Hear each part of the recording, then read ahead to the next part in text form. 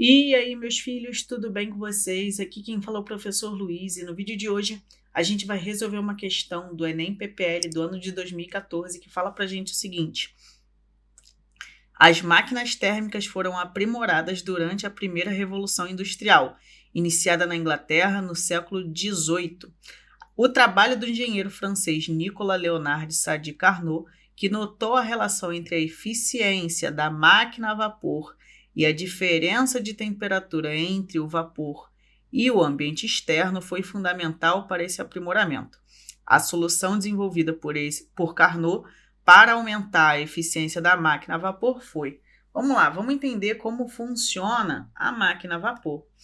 A máquina a vapor ela vai ter aquilo que a gente vai chamar de fonte quente.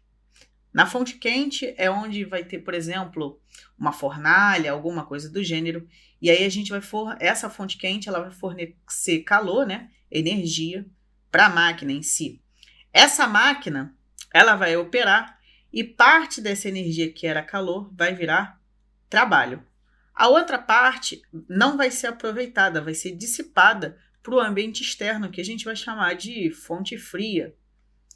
E aí, para a gente poder calcular o rendimento de uma máquina térmica qualquer, a gente pode utilizar a expressão 1 menos quantidade de calor da fonte fria menos quantidade de calor da fonte quente. A gente pode pegar quanto de energia está sendo enviada para a fonte fria, ou seja, quanto que a gente perdeu, né, dissipou, e o quanto que foi fornecido.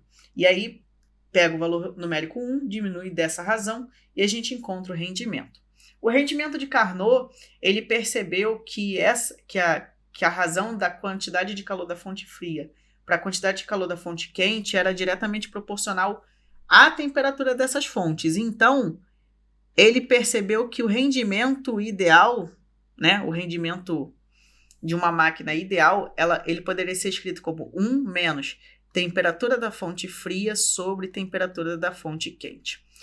E a gente quer justamente maximizar esse rendimento. Se você for olhar as alternativas, tudo que ele fala é sobre o recipiente, né? O recipiente está associado à máquina. Então, a gente tem que ter alguma coisa aqui na temperatura da fonte quente para ter um rendimento maior possível. Então, pensa no seguinte: eu quero que esse rendimento dê o maior possível, lembrando que o rendimento de Carnot ele tem que ficar entre 1 e 0, ou seja, pensando em questões de porcentagem, ele vai estar entre 100% e 0%. Se a temperatura da fonte fria for igual à temperatura da fonte quente, a gente pode cortar essas coisas, certo? Uma coisa dividido por uma coisa igual dá 1. Por exemplo, 5 dividido por 5 dá 1.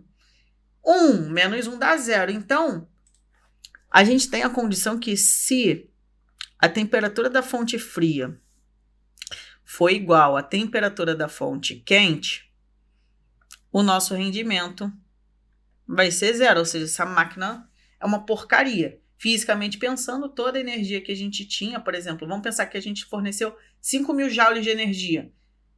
Para a fonte fria vai sair 5.000 também, nada virou trabalho. O que eu quero aqui? Eu quero que eu forneça muita coisa, por exemplo, 5.000, e idealmente falando, vá 4.999 joules para o trabalho e 1 joule para a fonte fria. Então, pensando em questões de temperatura, a temperatura da fonte quente tem que ser muito maior do que a temperatura da fonte fria, beleza? Para que o rendimento seja máximo. Então, aqui tem que ser muito grande e aqui tem que ser o quê? Piquitito, beleza? Não tem como alterar a temperatura da fonte fria, é um ambiente externo. Então, a gente só consegue alterar as coisas do recipiente. Então, eu tenho que dar uma mexida aqui na temperatura da fonte quente. Lembrando que, como eu falei aqui em relação ao calor, a gente precisa entender que a quantidade de calor da fonte fria sobre a quantidade de calor da fonte quente é igual à razão de temperatura da fonte fria sobre a temperatura da fonte quente. Isso aqui é diretamente proporcional. Só que quando eu mexo com temperatura, eu estou falando do rendimento de Carnot, beleza? Então, o raciocínio é válido tanto para calor quanto para temperatura, beleza?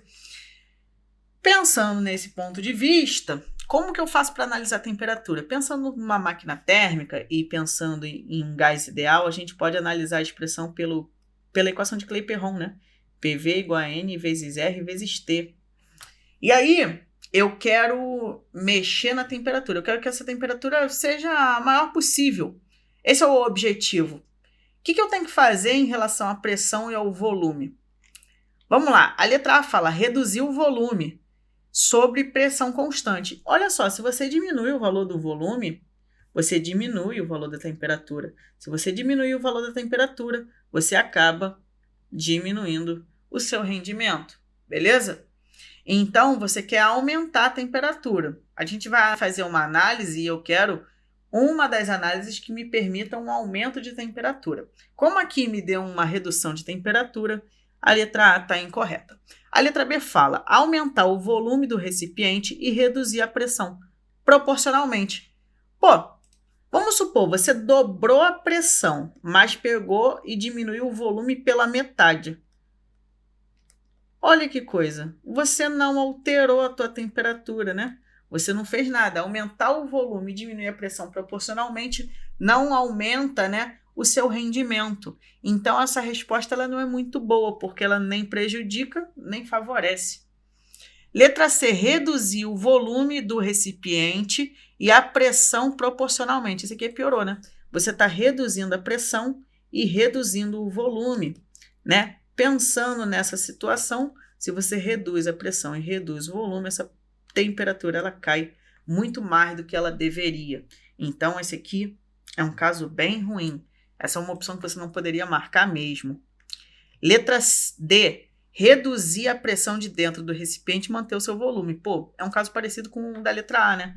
Você tem P vezes V igual a N vezes R vezes T. E aí você quer reduzir a pressão. Reduzir a pressão, você reduz a temperatura. Então, a letra D está errada. Logo, a gente vai ficando com gabarito na letra E. Por quê, Luiz? Porque ele está falando de aumentar a temperatura e manter o seu volume constante. Se você faz isso, o que vai acontecer? E aí, aumentando a pressão, a gente aumenta a temperatura. E, consequentemente, aumentando a temperatura, a gente vai provocar o quê? Um aumento no nosso rendimento. Show? E com isso, a gente finaliza essa questão. Se você teve dificuldade em analisar essas coisas, substitui o valor. Vai substituindo aqui, ó. Supõe um valor para a temperatura da fonte fria, por exemplo, 2. E aí supõe um valor para a temperatura da fonte quente. Aí você pensa assim, pô, se a temperatura da fonte quente diminuir, o que acontece com o rendimento? Se ela aumentar, o que acontece com o rendimento? Aí você vai testando o valor e vai vendo os resultados, tá? Mas a minha resolução foi literal mesmo e zero estresse. Qualquer dúvida, escreve aqui embaixo nos comentários que eu tento te ajudar. Vou ficando por aqui, desejo a todos uma ótima semana, bons estudos e até a próxima. Tchau, tchau!